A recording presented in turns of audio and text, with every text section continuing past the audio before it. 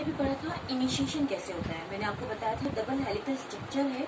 सबसे पहले promoter site को कौन डिटेक्ट करता है? Polymerase, RNA polymerase plus sigma factor, ठीक है।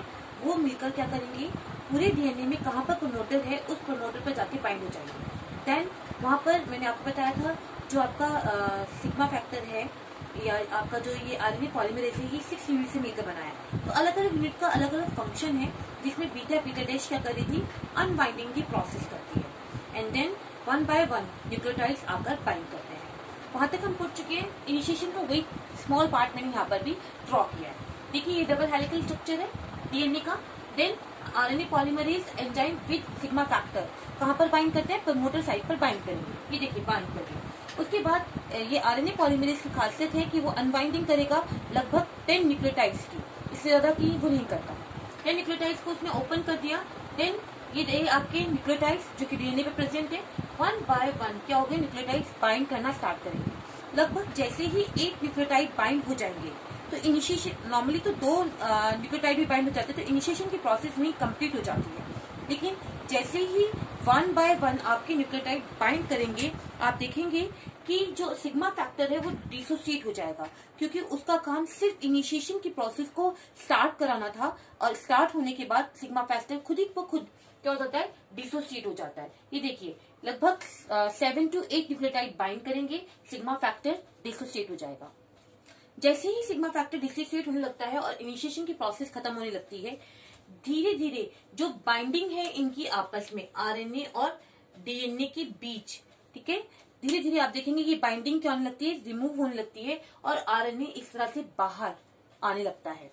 जैसे ही ये 10 न्यूक्लियोटाइड्स की फॉर्मेशन होगी, आपका ये आरएनए पॉलीमरेज यहाँ से आगे की तरफ मूव करेगा, ठीक है। क्योंकि पीछे आपने ध्यान दिया होगा जब मैंने आपको बहुत स्टार्टिंग में ट्रांसक्रिप्शन की प्रोसेस कराई थी तो मैंने कहा था ये अनबाइंडिंग रिबाइंडिंग पॉइंट है, ये अनबाइंडिंग पॉइंट है। क्या कहा था मैंने आपको? ये रिबाइंड करता है, वापिस बंद करने का काम करेगा, और ये अनबाइंडिंग की तरह काम करता है, ठीक है। क्योंकि यहाँ पर न्यूक्लियोटाइड्स की फॉर्मेशन हो गई तो इस बबल का काम खत्म हो गया। धीरे धीरे आरएनए इस तरह से बाहर आना स्टार्ट हो जाएगा।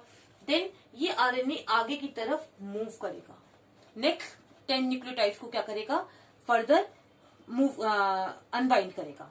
तो इधर जैसे ये आगे की तरफ मूव करेगा, इधर पीछे वाले आपस में दोनों डीएनए के मॉलिक्यूल्स क्या होने लगेंगे, रिवाइंड होने लगेंगे। इसलिए इस प्रोसेस में हमने लिखा था इधर रिवाइंडिंग और इस प्रोसेस में हमने लिखा था यहाँ पे अनबाइंडिंग। जैसे जैसे फिर आगे बढ़ती रहेगी ये जो प्रोसेस है अब, दैट इज इलोंगेशन। क्या कहलाएगी आपकी? इलोंगेशन। क्योंकि यहाँ पर इनिशिएशन हो गया। इनिशिएशन का मतलब है 2 न्यूक्लियोटाइड का बन जाना। जैसे 8 न्यूक्लियोटाइड बन जाएंगे, सिग्मा फैक्टर रिमूव हो जाएगा, इनिशिएशन कंप्लीट। अब धीरे धीरे क्या होगा, इलोंगेशन की प्रोसेस स्टार्ट हो जाएगी। मतलब ये पूरा का पूरा आरएनए पॉलीमरेज आगे की तरफ क्या करेगा, मूव करेगा, एंड देन उस वाले पार्ट को क्या करेगा, अनवाइंड करेगा, और वहां पर फिर न्यूक्लियोटाइड की फॉर्मेशन होगी। इस तरह से धीरे धीरे धीरे करके डीएनए आगे की तरफ, आरएनए पॉलीमरेज आगे की तरफ बढ़ता रहेगा और आरएनए की फॉर्मेशन यहाँ पर इस तरह से होती रहेगी। तो 2 पॉइंट हमारे कंप्लीट हो गए, इनिशिएशन देन इलोंगेशन। अब हम बात करेंगे टर्मिनेशन। मैंने आपको उस दिन बताया था 3 प्रोसेस है, initiation, elongation and termination. Initiation का मतलब प्रोसेस का स्टार्ट होना, ये हो गई प्रोसेस स्टार्ट। इलोंगेशन का मतलब प्रोसेस को कंटिन्यू करके बड़ा करना, ये इलोंगेशन की प्रोसेस होगी। टर्मिनेशन का मतलब अब एक ऐसा फैक्टर वहां पे बाइंड करेगा जिसकी वजह से प्रोसेस अब स्टॉप होगी। तो ये देखिए टर्मिनेशन। टर्मिनेशन आपकी बुक में या आपको जो पढ़ना है सिर्फ रो डिपेंडेंट पढ़ना है। हायर में आप रो इंडिपेंडेंट भी पढ़ेंगे। 2 टाइप से टर्मिनेशन होता है, लेकिन आपको सिर्फ मैं रो डिपेंडेंट ही पढ़ाऊंगी। रो एक टाइप की प्रोटीन है जिसको हम इस फॉर्म में लिखते हैं, ठीक है। ये लगभग हेक्सामेरिक एटीपी डिपेंडेंट हेलिकेज एंजाइम से बनकर बनी है। हेक्सामेरिक मतलब 6 मॉलिक्यूल हैं, ठीक है। एटीपी मतलब एनर्जी मॉलिक्यूल है जो डिपेंड करते हैं। एंड हेलिकेज, हेलिकेज याद कीजिए, रेप्लिकेशन के प्रोसेस में भी हेलिकेज का काम क्या था, अनबाइंड करना। 2 चीज जो आपस में बाइंड थी उनको अनबाइंडिंग करने में हेल्प करती है। तो ये रो प्रोटीन किस तरह से काम करती है वो देखिए।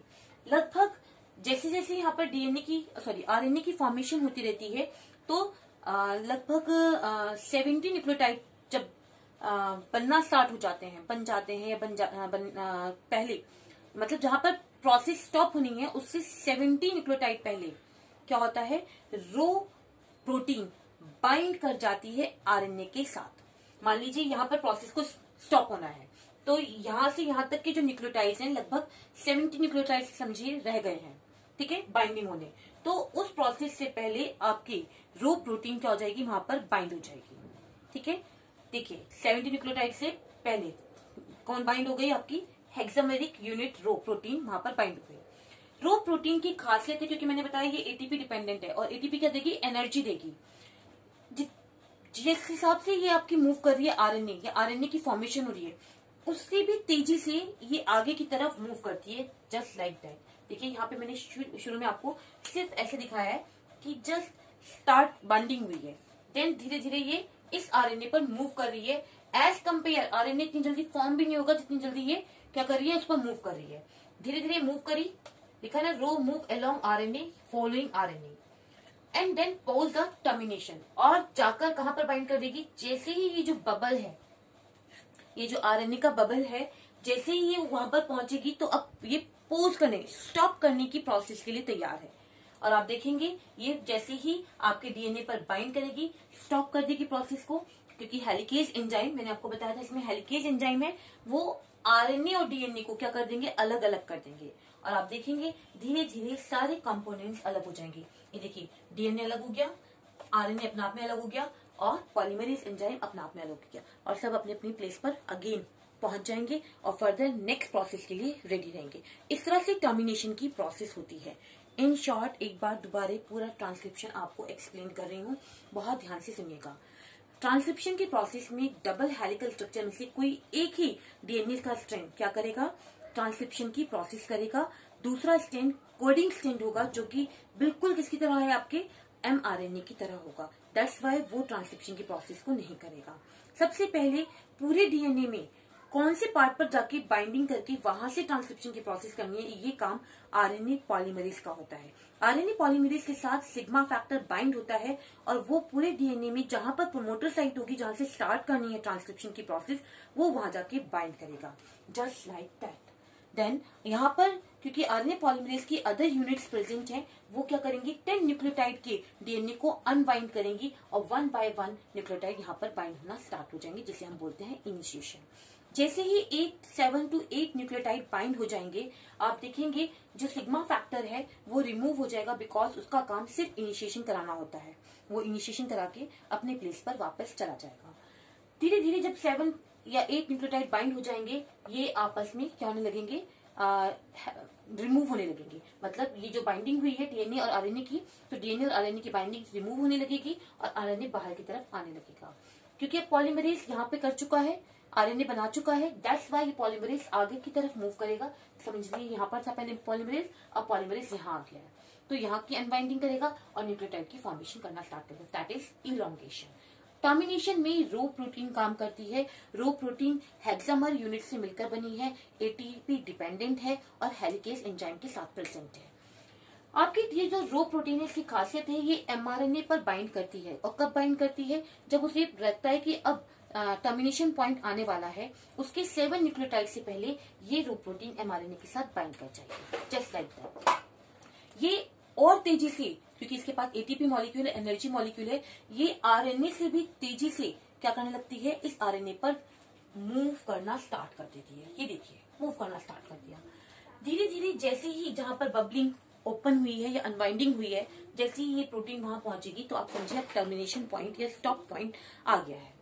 वैसे ही जैसे पहुंच जाएगी आपके डीएनए के पास, आप देखेंगे डीएनए और आरएनए जो आपस में बाइंड थे, हेलिकेज एंजाइम की वजह से वो क्या हो जाएंगे, अनबाइंडिंग हो जाएंगे, और आरएनए रिमूव हो जाएगा। आप देखेंगे जैसे ही वो आरएनए को डीएनए से अलग करता है, सारी चीजें क्या हो जाएंगी, डिसोसिएट हो जाएंगी।